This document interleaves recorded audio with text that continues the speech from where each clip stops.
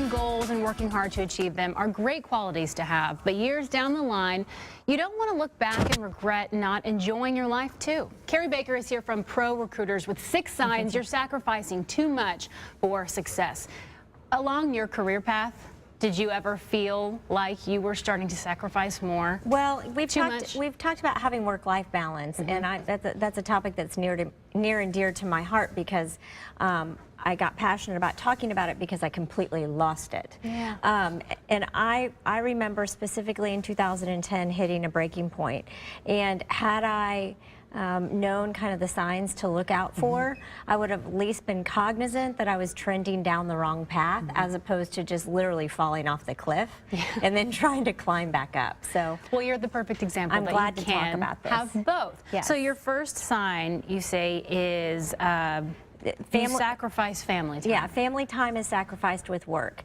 Oftentimes, old school thinking tells us to think about the time we're actually in the office, but now with technology, you're working a lot.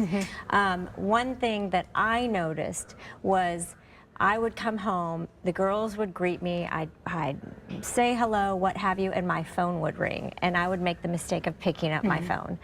And that's where my family time really started to get sacrificed because of work. Now I have to remove that phone or that gadget. You have to make a conscious effort because, I mean, I'm sure everybody does these days have your emails too synced up to your phone. So it's like you can't turn it off. You're and constantly it's on. a tough thing to do. Your work and leisure time always intersect. So I've joined different roundtables, different mompreneur organizations, etc. But those organizations tend to be talking about work and the struggles that you have with work.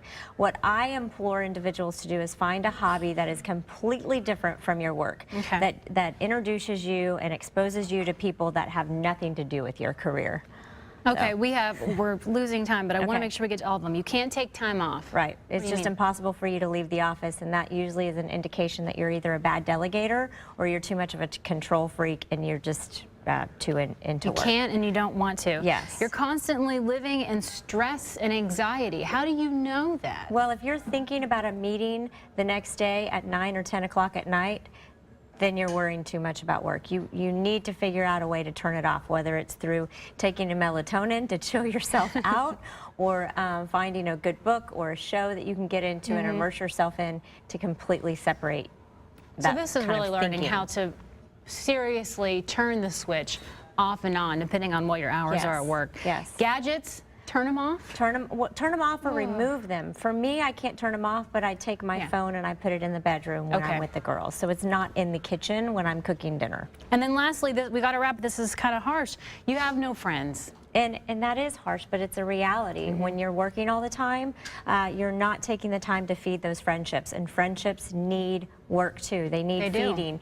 You need to be able to connect with individuals, whether it's those phone calls, those lunches, girls' night out, etc. And when you find yourself wondering, well, who could go have a drink with me on a Saturday night? I have no friends anymore. That's usually a sign that you're working too much. You don't want that to happen. You don't. It's important to have both. Thank you, Carey.